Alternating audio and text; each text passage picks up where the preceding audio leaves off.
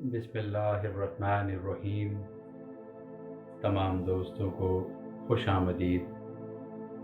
آج ہم سماعت اور بصارت کے حوالے سے 21ویں صدی میں ہونے والی ایک کیلیفورنیا یونیورسٹی کی ریسرچ رپورٹ دیکھیں گے۔ اس کے علاوہ ہم قرآن مجید کا مطالعہ کریں گے کہ آج جدید سائنسی تحقیق جس بات پر پہنچی ہیں، اللہ تعالیٰ نے ہمیں قرآن حکیم میں وہ بات کتنی تفصیل سے صدیوں پہلے سے بتا دی گئی ہے۔ اس کے علاوہ ہم دیکھیں گے کہ ہم اس بات پر عمل کرتے ہوئے کس طرح مراقبے میں، میڈیٹیشن میں بہتر امپروومنٹ لا سکتے ہیں۔ یہ 21ویں صدی کی رپورٹ ہے جس کا سورس ہے ایسوسیشن فار سائیکولوجیکل سائنس۔ یہ شعبہ جو ہے یہ university of California Los Angeles میں ہے۔ اسے لانچ کیا وہاں پر ایک doctor Megan Peters, doctor Ladan Shams. اس تحقیق میں 63 پارٹیسپینٹ تھے، اور اس تحقیق سے معلوم ہوا کہ ادراک سے پہلے ہی ایک احساس دوسرے احساس کو متاثر کر سکتا ہے، اور آواز وہ احساس ہے، وہ حس ہے جو غیر متعلق بھی ہو تو دیکھنے کے انداز کو متاثر کرتی ہے۔ تو اس تحقیق کی روشنی سے بھی معلوم ہوتا ہے کہ سماعت کا اپنا ایک اثر ہے بصارت پر بھی اور دیگر حواس پر بھی۔ قرآن حکیم کی تعلیمات سے معلوم ہوتا ہے کہ سب سے پہلے تمام روحوں کو جمع کیا گیا، اور جمع کرنے کے بعد اللہ تعالیٰ ان سے مخاطب ہوئے الست بربکم کہہ کر، جس کے معنی ہے کیا نہیں ہوں میں تمہارا رب۔ تو اس تناظر میں ہم دیکھتے ہیں کہ سب سے پہلے سماعت بیدار ہوئی، سماعت بیدار ہوئی، اور سماعت بھی اس طرح سے بیدار ہوئی کہ اس میں ایک خطاب جو ہے اس میں کوشچن مارک بھی تھا، تو لہٰذا سماعت کے ساتھ ساتھ فکر بھی بیدار ہوئی، سوچنے سمجھنے کی صلاحیت بیدار ہوئی۔ یعنی سماعت ایک ایسا ذریعہ ہے کہ وہاں سے الفاظ ہمارے کانوں میں رس گھولتے ہوئے اندر داخل ہوئے، اور انہوں نے شعور کو اسی طرح ڈیولپ کرنا شروع کر دیا جیسے کہ وہ الفاظ ہیں۔ سورہ اعراف میں اللہ تعالیٰ فرماتے ہیں کہ اور جب قرآن پڑھا جائے تو اسے کان لگا کر سنو، اسے غور سے سنو، اسے توجہ سے سنو، بس اسی کو سنو۔ اس طرح کے تراجم ہمیں ملتے ہیں۔ اسی تناظر میں اس کو سمجھیں کہ جس طرح ترجمہ کرنے والوں نے ترجمہ کیا ہے کہ اس کی اہمیت ہے، اس کی اہمیت کو ہم ایک دوسرے انداز سے بھی دیکھتے ہیں کہ اس میں آخر کیوں اتنا زور دیا جا رہا ہے اور کہاں زور دیا جا رہا ہے سماعت کے اوپر۔ تو اس کو سمجھتے ہیں۔ گزشتہ ویڈیو میں ہم نے یہ مطالعہ کیا تھا کہ جسم، صدر، قلب، فواد، جہاں صدر اور جسم باہم ملتے ہیں یہاں ایک بیریئر بن رہا ہے، اور یہاں ہماری انا کریٹ ہوتی ہے۔ اسی طرح جہاں قلب اور صدر باہم ملتے ہیں وہاں بیریئر پہ ظن کریٹ ہوتا ہے۔ اسی طرح قلب اور فواد کا جو بیریئر بنتا ہے یہاں نگاہ ہوتی ہے، اور یہی نگاہ تقسیم ہو جاتی ہے یہاں جب انا کے پاس اسی نگاہ کے حواس خمسہ الگ الگ ہو جاتے ہیں کہ ہمارے کان الگ ہو جاتے ہیں، اور آنکھ الگ ہو جاتی ہے، اور ناک الگ ہو جاتی ہے۔ یہ حواس یہاں منقسم ہو جاتی ہے۔ ایک تو یہ ہوتا ہے کہ یہاں انا جو ہے حواس کو چونکہ تقسیم پاتی ہے تو اس کی ملٹیپل اپروچ بھی ہو جاتی ہے کہ یہ ہر طرح کی خبر رکھنا، آوازیں کون کون سی آ رہی ہیں، قریب کی آوازیں، دور کی آوازیں، اور اسی طرح تمام حواس سے ہی ملٹیپل اپروچ رکھنا تاکہ زیادہ سے زیادہ ہمیں باہر کی نالج حاصل ہو سکے۔ تو قرآن مجید کی اس آیت میں یہ بتایا جا رہا ہے کہ جب قرآن پڑھا جائے گا، جب قرآن کی قرأت کی جائے گی تو پس سماعت کرنی ہے، یعنی اس کی جو ملٹیپل اپروچ ہے نگاہ کی، انا کی، اس کو ختم کر دینا ہے۔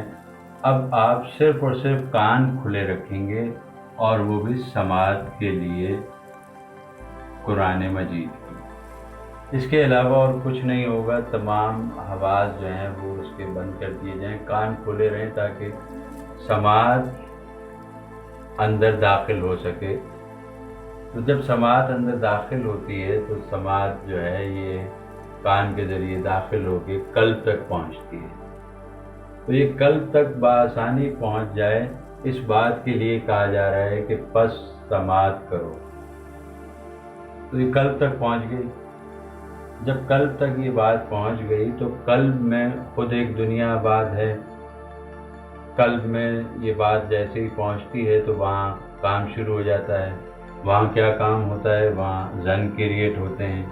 تو ظن کریٹ ہونا شروع ہو جاتے ہیں، وہ باتیں جو پہلے سے موجود ہیں قلب میں، اور یہ جو قرآن مجید کی آیت داخل ہوئی ہے یہ اور وہ باہم مل کے ایک ظن کی کریشن شروع ہو جاتی ہے۔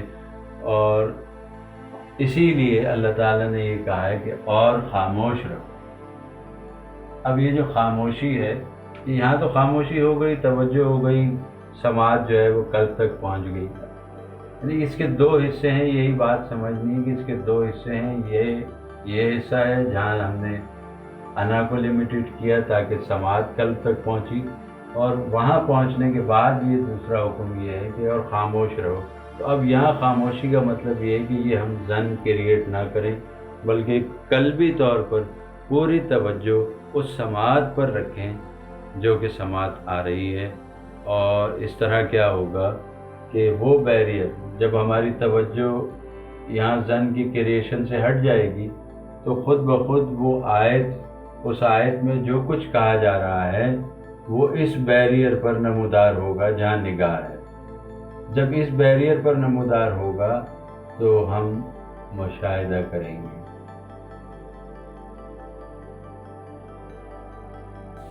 لعلکم ترحمون، تاکہ تم پر رحم کیا جائے۔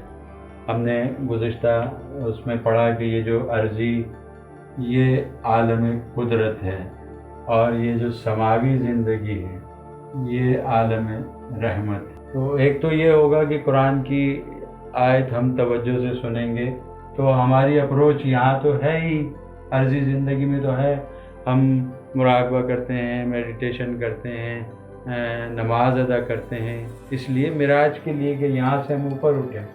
تو یہاں سے اوپر اٹھ کے عالم رحمت میں ہماری اپروچ جب ہی ہوگی جب ہم قرآن حکیم کو توجہ سے سنیں گے اور باطنی خاموشی اختیار کریں گے قرآن کی آیت کے اوپر۔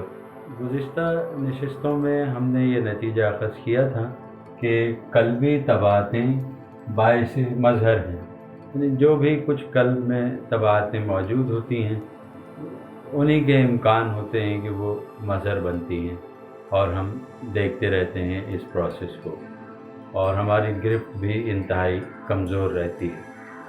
آج کی اس نشست میں ہم نے یہ جانا کہ سب سے امپورٹنٹ ہمارے حواس میں سماعت ہے،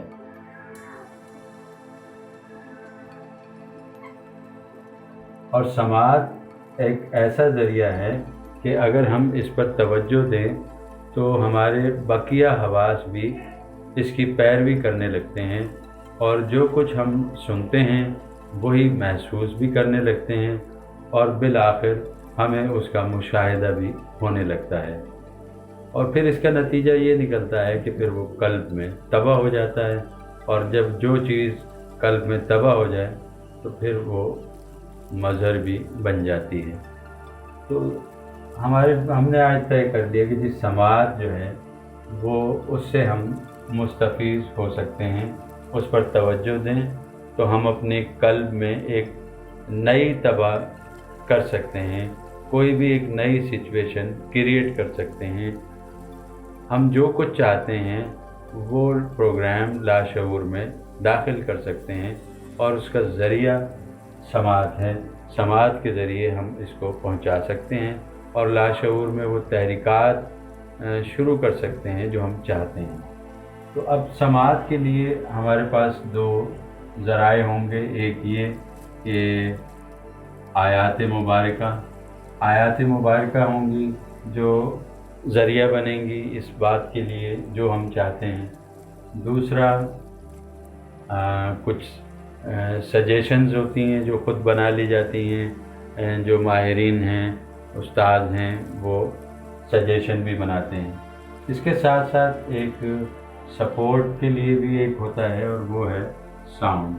تو آنے والی نشستوں میں ہم اس کا ذکر کریں گے کہ ہم کچھ ساؤنڈز بھی متعارف کروائیں گے۔ تو اس کے مختلف ساؤنڈ ہیں مختلف کیفیات کے لیے، تو اس پر ڈیٹیل میں اگلی نشستوں میں بات ہوگی۔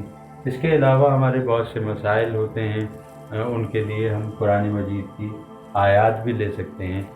تو ہم آیتوں پر بھی اب اس حوالے سے، سماعت کے حوالے سے بات کریں گے اگلی نشست میں، اور ساؤنڈز کے حوالے سے بھی بات کریں گے۔